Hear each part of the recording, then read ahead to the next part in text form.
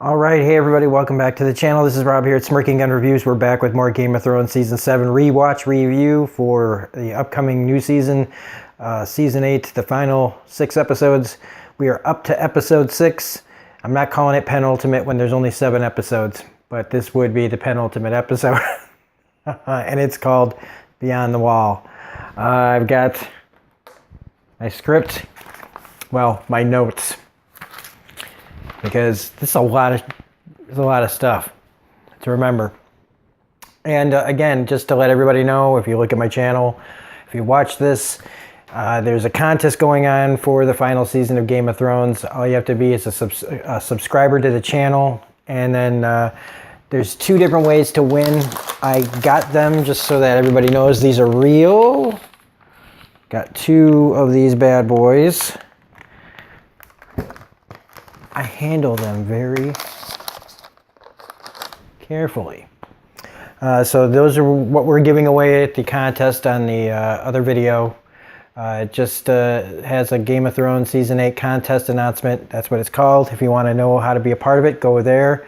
Yeah, we're giving away 2 of those collector's editions of Game of Thrones Oreos. It's a cool thing. But moving on to the episode, because we got a lot to talk about. So full spoilers, yeah, if you haven't seen this episode or anything else pretty much that's going to come out of my mouth. But yeah, I know people have a problem with this season, and this episode in particular had a lot of people, including myself at the time, really going, what? Now, don't get me wrong, everything that was happening looked really cool, it was a lot of fun, but there was still like big old fat ass question marks about the logistics, how any of this happened. It is like they broke the space-time continuum in this episode. But it's still really, really fun and cool. I don't care. In the end, do the questions that I have outweigh the, entertainment value? And that's a no. This is an amazing, intense episode with some of the greatest stuff in it. So let's just jump right in, because I got to talk about them. Basically, there's a lot of conversations. Little conversations, but conversations nonetheless.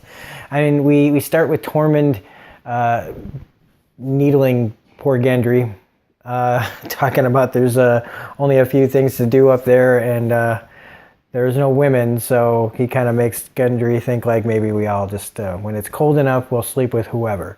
Then we got Tormund and Jon talking about how Mance Rayder didn't bend the knee, and how long, how many people would have lived if he had just said screw his pride, which harkens back to, what everybody's been telling him. And Daenerys has been telling him, look, don't, sometimes you got to do what's best for the people, even if they don't initially like it. So stop worrying about your pride. Then we have the Hound and Gendry, which is hilarious, because Gendry has a right to be mad at the Brotherhood without banners. They sold him to Melisandre to get his king's blood, and probably, eventually they were going to kill him. Okay? They were going to kill him. And so, yeah, Gendry has a right to, but at this point, it's basically kind of like pointless.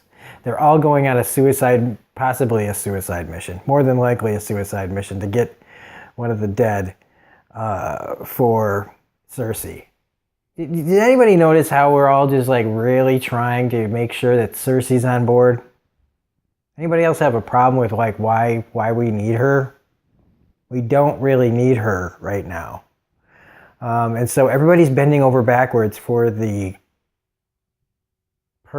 man, I almost said it, but I try not to use the C word too often. Kind of rubs people the wrong way. But the C word that lives in King's Landing, I don't know why everybody is trying to get on her side so that she can be a part of this, because they need her, they say. I really don't think we do. I think the story needs us to, but I think it's just a way to, this is where, like, if people had a problem with this part of the story, I could understand. Because we don't need Cersei Lannister to help us. We don't need King's Landing soldiers to help us. Those are Southern fighters, man. In the end, do we need them to help if everything else fails? Sure. But we could cross that off, like, you know, a little bit further down the line than right now. So when people say this feels rushed and it should have been a 10-episode season, yeah, it absolutely should have been. But yeah, I just don't get this whole, we gotta make sure Cersei's on board. We gotta make sure the whole, you know, like, I get it, but I don't like it.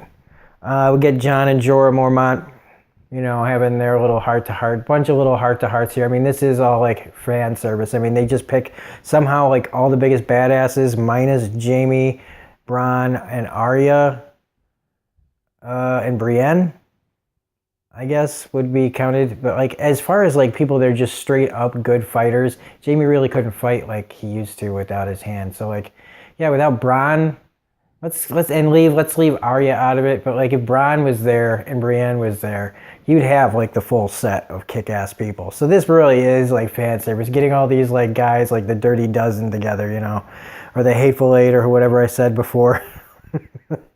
But Jon and Jorah talking about, you know, the sword and his dad and all this stuff, and it's all really touching. And of course Jorah tells him to keep the damn sword, like everybody else keeps saying. Remember, they said don't ever get rid of that damn sword, Jon.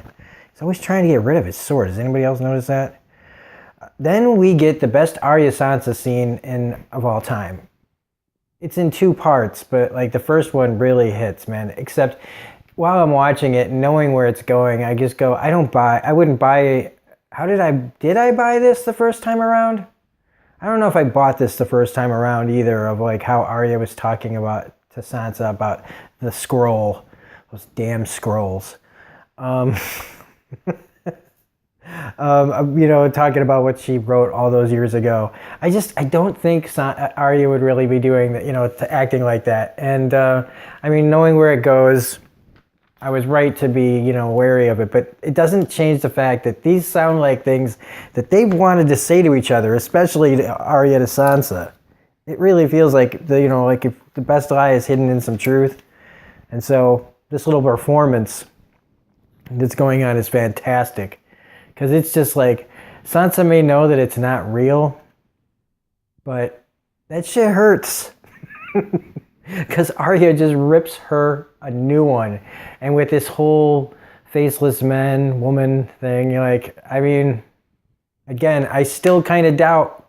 If you haven't seen my video about my predictions and stuff, I'm not 100% sure that we're dealing with Arya and not the waif.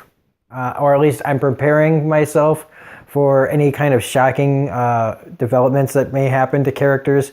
And so I try to take like every possible scenario, viable, you know, something that might actually happen, and try to prepare myself for all eventualities.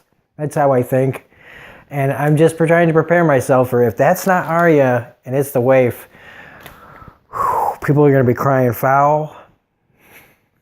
But see, I don't want any of these things that I think of to be true. I really don't. I really want to be wrong, but I have to prepare myself. So it's just how I am. Next up, but the scene is really, really fantastic, and you leave like going, oh God, you know, like if you didn't know any better, you'd be like, yep, shit's going down.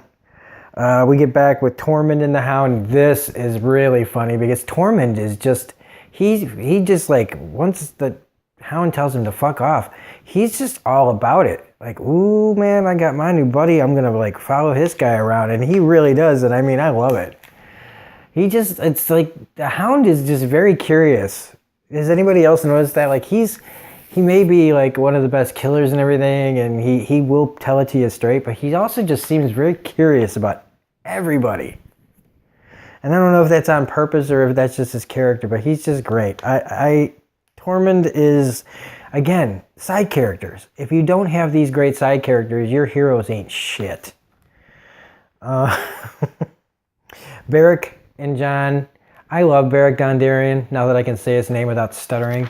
Beric Dondarrion and the Brotherhood Without Banners are the most disappointing. Not their characters are great. It's the most disappointing arc, because there's a whole bunch of stuff with them in the books, and they don't get to do any of it, mostly because it has to do with Lady Stoneheart. And that, if you don't know who Lady Stoneheart is, again, like spoilers for fucking everything Game of Thrones, right? But in the books, it's Catelyn Stark brought back to life as kind of a vengeful zombie taking out Lannisters and Jesus Christ, the guys from the Red Wedding. Wow. It's going to come to me and I'm going to be like, fuck. But, so they basically they cut them out of the show for a while. And I love Beric Dondarrion in his group. They are really cool. And in this, we get to see, like, these guys just, like, I mean, he's so freaking cool. I don't know what it is about. It's not just that he's come back to life 6 times. It's just his attitude. His attitude is fantastic. He's one of the most upbeat, positive people in Westeros. And for somebody who keeps dying, that's a lot. They find the arrowhead. Dany and Tyrion, they start having their conversation gets pretty heated, and it's really good too. I mean, he's trying to do what Varys and him were talking about, like trying to keep her even keel. But now she's starting to kind of throw things back at him, and it's, I like this stuff, man, because we're building tension. Like, what we should be fighting about is the White Walkers, but somehow we're able to, like, there's tension being created just from people trying to figure out what to do about everything. And we get to the part with the big ass zombie bear, which, I mean, it's not the greatest special effect, but it works to get rid of a few of your extra red shirts. And it also it hurts the guy who brings back Beric all the time, who I can't remember his name, because every time they say it, I can never understand it. But he's, all fucked up now. And I mean, it is cool, but all it really was just to slow down the rest of them and have less people. Sansa and Baelish, I love it when she calls them bloody wind vanes, that they keep turning by the wind, a slight breeze and all that. I really like that line. That's a pretty good one for her. This is where they start setting up their thing, making everything seem like his idea. Which I guess now in second watching, I mean, I like what they're doing. I just don't like the end result, and that's my own personal bias about how things goes down with Baelish. But I like that they talk about Brienne, and if Brienne is there, she would intervene if something were to happen between Sansa and Arya. So boom, right away, Sansa sends Brienne in her stead to King's Landing, which. Even, at least Sansa has a valid ass reason. I ain't going back there where they did all that shit to me, and that bitch is sitting there, fuck, no, sir, thanks, but no, you can go instead. And then we get to the whole beginning of this fight, which I wrote down, no fucking way does this make sense, but it's amazing. Because then we get to Gendry's impossible run. Now, it's really cool where they show the White Walker and that he knocks all of them down and everything. But then there's just one there. No red flags. None. Nobody wants to put a challenge on the play. No. Okay. So they end up taking this one hostage that somehow didn't die so close to the others. And then they all started swarming all over him when it screams. The Hound keeps fucking things up bad in this. If you notice, like, he's kind of the cause for a lot of acceleration of the problem. He's like always throwing jet fuel on things, basically. So yeah, Gendry makes this crazy ass run that it couldn't have happened. It couldn't have happened. And then the fact that none of these people are dead from exposure. None of them are got black splotches on them from frostbite. There is no fires out there, and body heat can only do so much. And if they're complaining, like in the beginning of this episode, how do you keep your balls from freezing up and all that shit, right? Because they said fire, fucking, something like that. And they were out there overnight in complete exposure. Yeah, the mountains maybe blocked some of the wind, but come on. They were fine. They didn't even really look cold, in my opinion. But whatever. So Gendry, gets brought in to Eastwatch. He gets all the way back to Eastwatch. I know he's not the Flash, man. What the fuck? We get more of Tyrion and Dany. No, he doesn't want her to go. He's right. But she goes, and I just wrote dragons, motherfucker. The Hound rocks, literally, is what I wrote next. Yeah, of course. See, again, the Hound throws the rock, hits the one in the face, throws another rock. Oh, shit. Oh, they talk about, like, when the ice freezes. When the ice freezes, that ice would have been congealing, like, quick as hell. But then we get to the fight. And this fight is intense as hell. I was like, grabbing my throat while I'm watching. It's like, oh my God. Like, I mean, I know, I knew the majority of this how this all plays out, but there's a few things in here that caught me off guard. Like when the bear came out of nowhere, I forgot about that. I jumped a little bit there.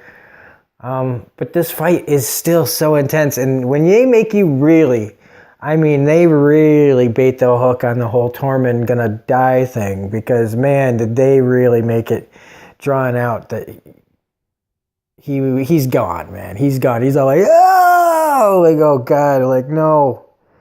The Hound finally comes and helps him out, the Hound keeps, I know that there's fire, but man, like we've done this running gag about the fire with him is just, it's run its course, man, and he needs to have his like big moment pretty soon. But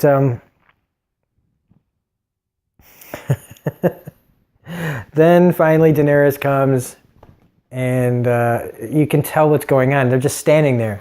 The Night King's standing there with fucking spears and shit. Okay, so let's talk about this. This has all been planned. The Night King knows shit. He knew what they were there for. He knew he didn't send his guys in to kill because they were just waiting for Dany. And so this is where it gets really confusing, because like I wrote down here, first I wrote Jon is such a dope ass character. Seriously. He just keeps on fighting and fighting and fighting. Daenerys is getting like all sorts of butterflies in places. I forget about that. Yeah, and so Jon keeps fighting, and so the whole Three-Eyed Raven thing and Bran and the Night King connection, we're playing at stuff that we don't even understand yet. And so it's hard to say like anymore, like how anybody's going to be like, okay, I've said in my contest, like who's on the Iron Throne kind of thing. No, I don't. Who's going to be ruler at the end of all this? There has to be somebody, unless they decide to just break up territories and say, we just kind of answer to each other. We don't have like kings and queens and shit. We just have territories or some other thing. I don't know. But there's so much at play here, and we've only got 6 episodes of season 8 to tell it. These episodes better be like fucking epically long, man, because even though they jam a lot of stuff in here, it's gonna feel rushed. I don't see how they're not gonna have to rush this. And I know they were saying the directors, and David Nutter, I really like David Nutter from way back in the X-Files days. He's done all sorts of stuff. And Benioff doing Benioff and whatever his name is, D.B. Weiss. They're directing the last one, and then there's the guy who did like Battle of the Bastards or whatever. He's got a couple in here too.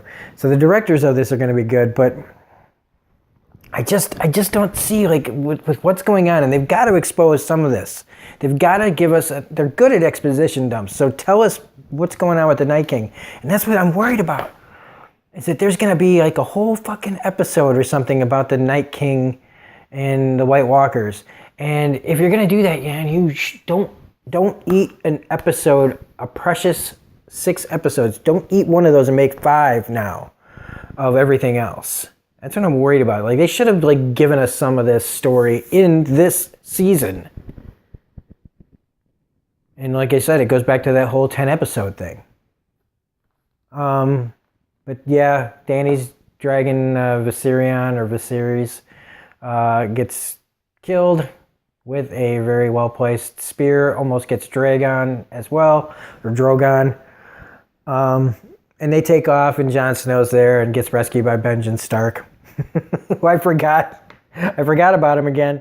And he just shows up and says, "Hey, go," and then leaves, and it's just like, fuck. Well, there he goes, and that's the end of Benjen. I don't agree with how this went. Like, anything, I don't know, man. Have her make a second pass where Dany just like let everybody off like a mile away and came back for him. It's better than Benjen Stark. I know they were trying to figure out how to close off his story because of helping Bran, but I don't know. So he, Jon eventually makes it back while we all pretend that he's dead. Did he really die? Oh my God. No, of course he's not fucking dead. But Dany does see the scars for Jon's heart. So she knows that the stories aren't bullshit and he's been playing with her. Arya and Sansa, part 2 with the faces. This part did make me question what the hell, because she really was being like straight up like, I'm not threatening to kill you, but I could. And this time it was really believable to me. Even though it was like, well, if the first part's not believable, then this whole thing's got to be an act. But it's still like, Arya really pours it on, man. And the tears in Sansa's eyes, I do believe, were goddamn real. And then when Daenerys is telling Jon that I had to see it for myself, I saw it, I'm all in. I'm going to help you fight the Night King. We're killing him because he killed one of my kids. And she's all determined about it. I will destroy the Night King and his army of the dead with you. We will do it, I swear. Don't ever say that on this show. No. I mean, that's like when in other shows when somebody gets too happy. Like on Walking Dead. When somebody's suddenly full of life and certainty. That is when the hammer comes fucking down. So don't. And then Jon bends the knee. He'd like to bend more than his knee. Oh! I apologize unreservedly for that shocking display of male bourgeois pig stuff. Whatever. But Jon bends the knee because, hey, one good turn deserves another. He wanted to turn more than that. Oh, stop me. Sorry. I apologize. Oh my God. Oh my God. So anyway, that's Beyond the Wall. A fantastic episode with a lot of glaring holes in it all over the place. But does it take away from the enjoyment of the episode? Only if you're a stick in the mud. So anyway, this is Robert Spurking on Reviews saying, if you like this review, please hit the like button, comment, share, subscribe. Hit the bell for all notifications. Go to the other video and try to win one of your own Game of Thrones Oreos, where the Oreo is on the throne. Rules and everything are on there.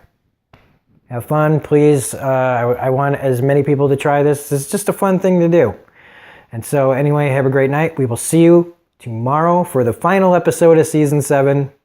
I kind of want to watch it now, but I'm making myself wait. So anyway, have a great night, and we will see you next time.